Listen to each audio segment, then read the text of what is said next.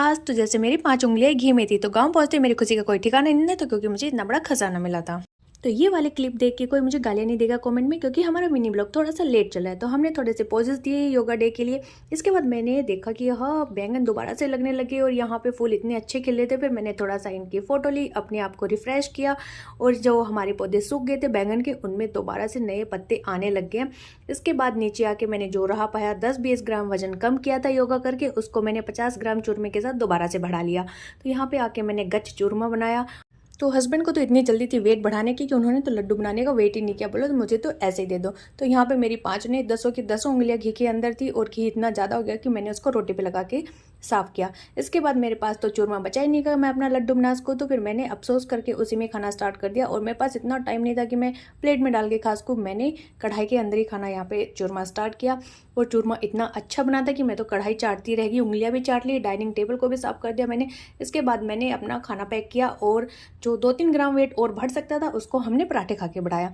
फिर मलाई वाला ठंडा ठंडा दही डाला अपने टिफिन में। उसके बाद उछल के आ गई है बीच में आग उगलती हुई चटनी हरी मिर्च की, इसको पैक किया। अब बारी थी अपना सारा सामान पैक करने की लंच बॉक्स के अंदर। तो मैंने यहाँ काले लंच बॉक्स में पैक किया कि घर वालों को पता नहीं लगना चाहिए कि मैं क्या क्या लेके जा रही हूँ।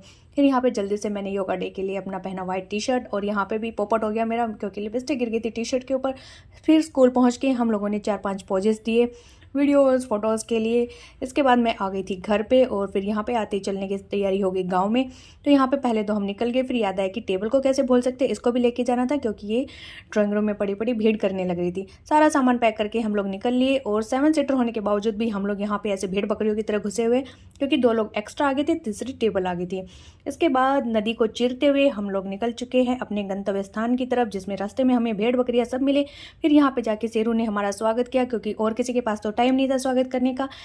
यही लोग हैं जो हमें स्पेशल फील करवाते हैं। इसके बाद अंदर जाके हमें मिला गब्बर और ये पूछ रहा कितने आदमी थे, किस किस के पैर छूने हैं। फिर हमने बताया कि साहब इतने थे। फिर वे बोला कि अच्छा अच्छा ठीक है। फिर सबसे आशीर्वाद लेने के बाद ये निकल पड़ा शरारत करने के लिए। यहाँ पे हम लोग लेके आए थे आम और क्या था, खीरा था, बैंगन था, इन सबको हमने रखा साइड में निकाल के। फिर जैसे ही मैंने अपने कदम आगे बढ़ाने स्टार्ट करे तो इन सूटों ने मुझे वहीं के वहीं रोक लिया। फिर मुझे लगा ये तो देखे दिखाए सूट लगते हैं, आह ये तो मेरे ही सूट हैं। फिर मैंने इनको बताया कि तुम्हारी मालकिन आ चुकी है और इसके बाद जो आम लेके आए थे हमने उनको पानी में डाल के रखा।